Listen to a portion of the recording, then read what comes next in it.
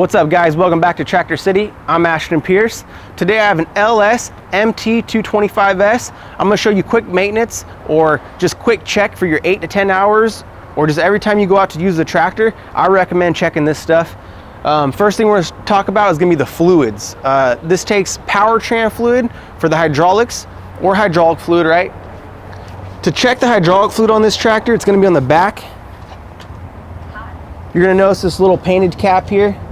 Slides right out, has a gauge on there for you. Make sure it's in between the lines.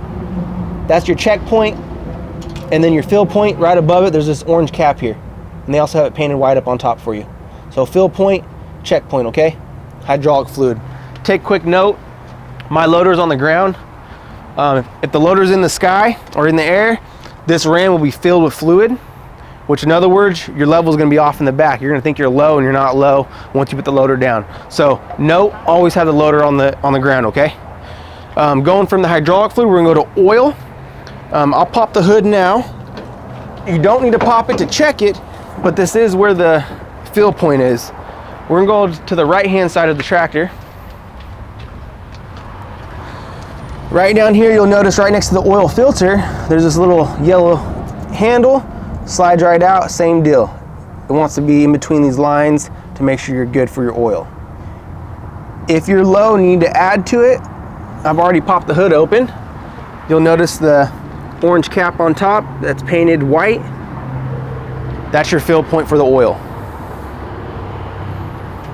Going to the axle also has fluid in it as well, and you want to make sure the fluid's good there. This is going to be gear oil, and this one's going to be on the left-hand side.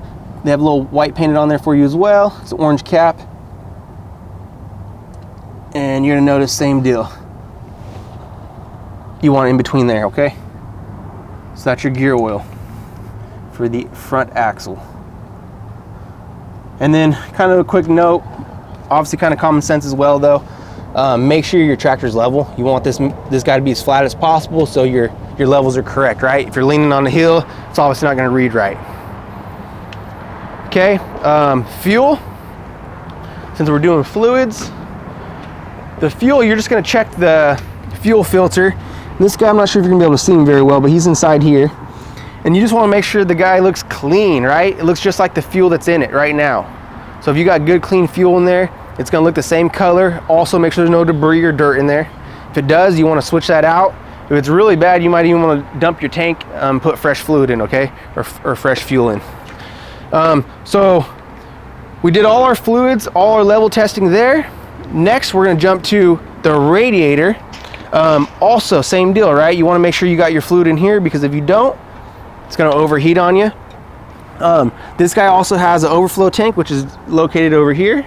And it's also got marks on there to make sure that it's at the right level for you.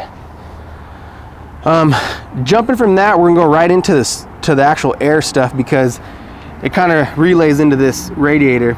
On the front here, they have a quick screen for you. They have it like this because when you're out in the field doing work, you have to change it quite a bit if you're out in the grass or really dirty areas. But when you're doing your quick maintenance, pull this guy out, blow it out, make sure it's all nice and clean. And also, since you're probably going to be at your shop doing this, where you have your air, you want to come from the back side, same deal, blow the radiator out, because anything that went through this screen is going to be stuck in this radiator here. And you want to make sure it's all clear and clean, blown out as well, okay? And then yes, if you're ever overheating out in the field, this is probably your first check right here, because that's usually the reason. Usually when you're working out in the field, you can get away with dumping this a few times. I always recommend obviously checking the main air filter, but when you're out doing jobs, usually this is the first spot. On your everyday check, like what we're talking about, you're going to check them both either way. So now jumping back to the air filter, this is your main air filter, right? This is where the tractor breathes. That comes off, and then there's your air filter on the inside of it. And it just slides right out. It's obviously nice and white because it's brand new and clean.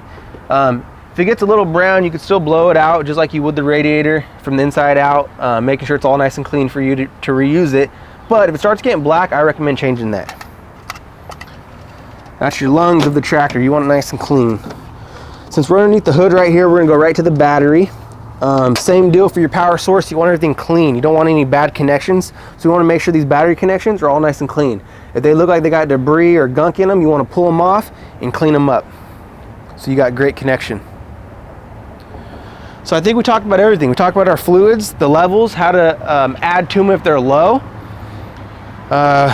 We did the hydraulic, we did the oil, we did the gear, we did our radiator, we checked the battery, we check our air supplies for the radiator and for the actual main air filter. And then last but least, we want to make sure our grease points are good. If you don't check the grease points, and they do recommend this every 8 to 10 hours, so obviously if you just did it the day before and you only spent 30 minutes on the tractor, you're probably going to be fine. But these are things that I would check every time I use the tractor. Going up the loader, which he just kind of showed this top one, there's a bunch of these grease points. Yeah, I'm looking at 1, 2, 3, 4, 5, 6 just right here in front of me. So I recommend getting a battery powered grease gun because it's going to take you quite a bit of time to do it.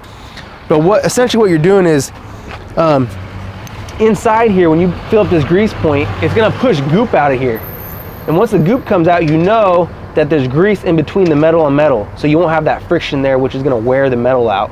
And if you don't put grease in there, it starts wearing the metal out, you start warping it, and you start getting big problems.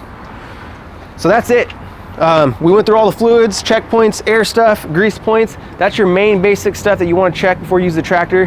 Last but not least, obviously check your tires. Make sure you got air in there and they're at the right air, because you don't want to have no flat tires ruin your rims out there when you're going through the rocks and stuff like that. Besides that, that's the basic stuff. There's obviously other things you could check on the tractor, but when you're doing your basic maintenance stuff, just a quick look when you're going to do your job in the morning, I definitely recommend checking those areas, okay? Once again, that's your LS tractor. It's an MT-225s.